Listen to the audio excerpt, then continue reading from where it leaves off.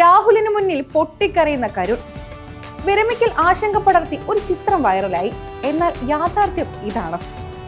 England പരമ്പരയിൽ Indian താരം കരുൺ നായരിന് പ്രതീക്ഷയ്ക്കൊത്ത പ്രകടനം പുറത്തെടുക്കാൻ സാധിച്ചിരുന്നില്ല. തുടർന്ന് മാഞ്ചസ്റ്ററിൽ നടന്നുകൊണ്ടിരിക്കുന്ന 4ാം ടെസ്റ്റിൽ കരുണിനെ ഇന്ത്യൻ 11-ൽ നിന്ന് ഒഴിവാക്കുകയും ചെയ്തിരുന്നു. ഇതിന് പിന്നാലെ കരുൺ നായരുടെ ഒരു ചിത്രവും സോഷ്യൽ മീഡിയയിൽ പ്രചരിച്ചിരുന്നു. മാഞ്ചസ്റ്റർ ടെസ്റ്റിൽ കരുൺ നായരെ കളിപ്പിക്കാതിരുന്നതിന് പിന്നാലെ താരത്തിന്റെ ഉറ്റ സുഹൃത്തും സഹതാരവുമായ KL രാഹുലിനൊപ്പമുള്ള കരുണിന്റെ ഒരു ഫോട്ടോയാണ് വൈറലായിരിക്കുന്നത്. കരയുന്ന കരുണിനെ ആശ്വസിപ്പിക്കുന്നു എന്ന തരത്തിലുള്ള ചിത്രമാണിത്.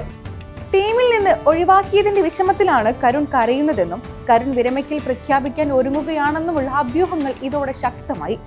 എന്നാൽ കരുൺ നായരെ രാഹുൽ ആശ്വസിപ്പിക്കുന്ന ഫോട്ടോ മാഞ്ചസ്റ്ററിലേതല്ല എന്നാണ് റിപ്പോർട്ട്.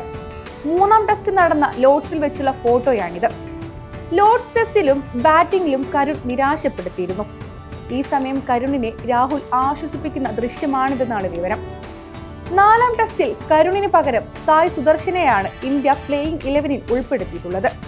അർദ്ധ സെഞ്ചുറിയുമായി സായ് മികവ് കാണിക്കുകയും ചെയ്തു. 8 വർഷത്തിന് ശേഷമാണ് കരുൺ ഇന്ത്യൻ പ്ലേയിങ് 11-ലേക്ക് എത്തിയത്. എന്നാൽ കരുണിന് ഇംഗ്ലണ്ടിൽ മികവ് കാണിക്കാനായില്ല. ഇംഗ്ലണ്ടിനെതിരായ പരമ്പരയിൽ ഇതിനകം നടന്ന 3 ടെസ്റ്റുകളിലും കരുൺ ടീമിന്റെ ഭാഗമായിരുന്നു. ആദ്യ ടെസ്റ്റിൽ 6ാമനായും തുടർന്നുള്ള മത്സരങ്ങളിൽ 3ാം നമ്പറിലുമാണ് അദ്ദേഹം ബാറ്റ് ചെയ്തത്.